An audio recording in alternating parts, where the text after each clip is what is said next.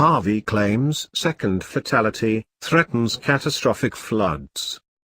The second fatality was identified as a woman who was killed as she drove through flooded streets on Houston's west side, a Houston police officer said. On Friday night, an unidentified victim died in a house fire in the town of Rockport, 30 miles, 48 kilometers, north of Corpus Christi. A second person was killed on Saturday as Harvey, the most powerful storm to hit Texas in more than 50 years, roared inland, knocking out power to more than 230,000 people and threatening catastrophic flooding. The second fatality was identified as a woman who was killed as she drove through flooded streets on Houston's west side, a Houston police officer said.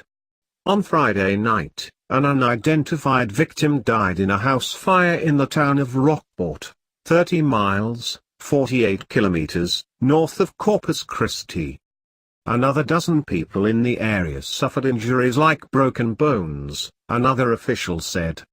Harvey slammed into Texas late Friday as a Category 4 hurricane with winds of 130 miles per hour, 209 kilometers per hour, making it the strongest storm to hit the state since 1961.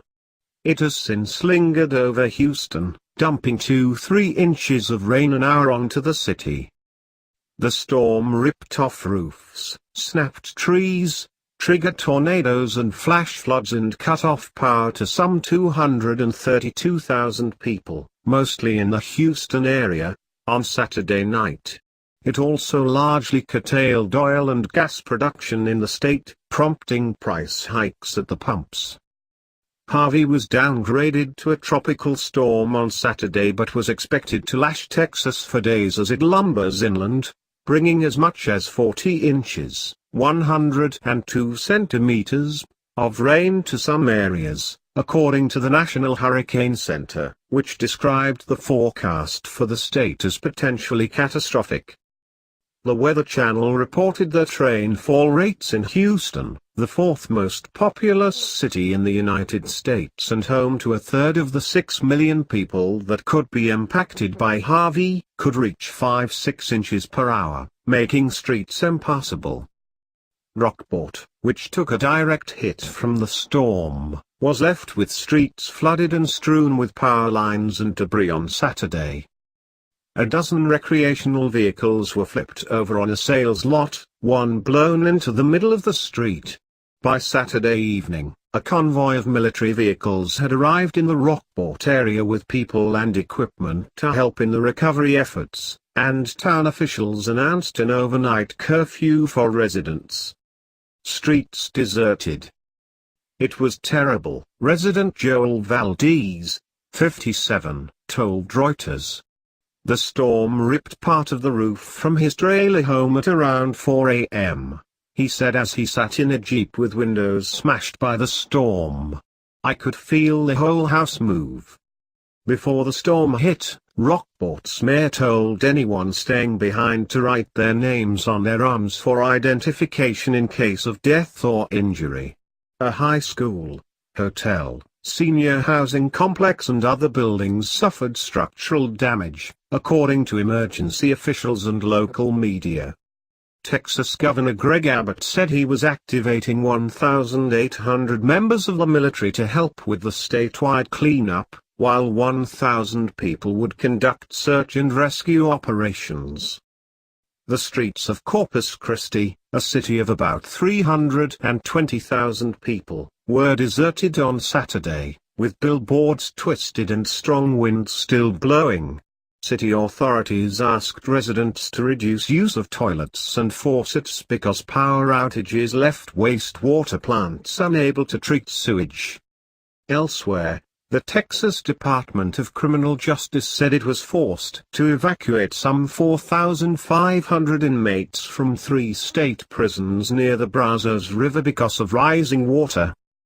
The U.S. Coast Guard said it had rescued 20 people from distressed vessels on Saturday, and was also monitoring 2 Carnival Corp cruise ships carrying thousands of people stranded in the U.S. Gulf of Mexico due to the effects of the storm.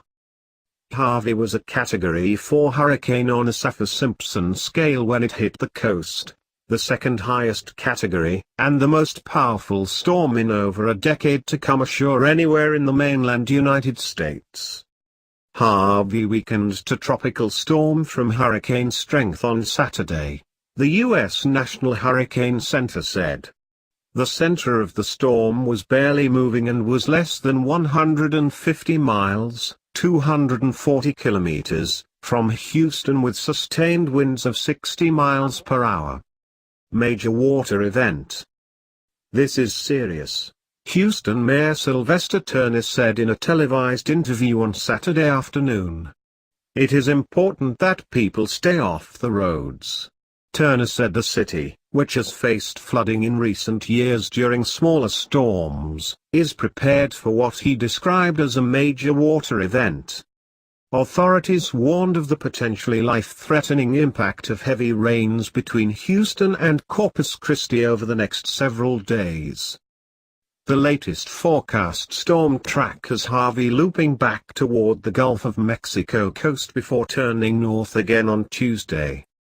This rain will lead to a prolonged, dangerous, and potentially catastrophic flooding event well into next week, the National Weather Service said. The size and strength of Harvey dredged up memories of Katrina, the 2005 hurricane that made a direct hit on New Orleans as a Category 3 storm, causing levees and flood walls to fail in dozens of places. About 1,800 died in the disaster made worse by a slow government emergency response. U.S. President Donald Trump, facing the first big natural disaster of his term, signed a disaster proclamation on Friday. He met with his cabinet and staff on Saturday to discuss the federal reaction to the storm, according to a White House statement. President Trump emphasized his expectations that all departments and agencies stay fully engaged and positioned to support his number one priority of saving lives, according to the statement. Several refiners shut down plants ahead of the storm, disrupting supplies and pushing prices higher. Many fuel stations ran out of gasoline before the storm hit, and the U.S. Environmental Protection Agency loosened gasoline specifications to reduce shortages. Disruptions to fuel supply drove benchmark gasoline futures to their highest price in 4 months. More than 45% of the country's refining capacity is along the U.S. Gulf Coast, and nearly a fifth of the nation's crude is produced offshore in the Gulf of Mexico. Just under 25% of Gulf output, or 429,000 barrels per day, BPD, had been shut in by the storm, the U.S. Bureau of Safety and Environmental Enforcement said on Saturday.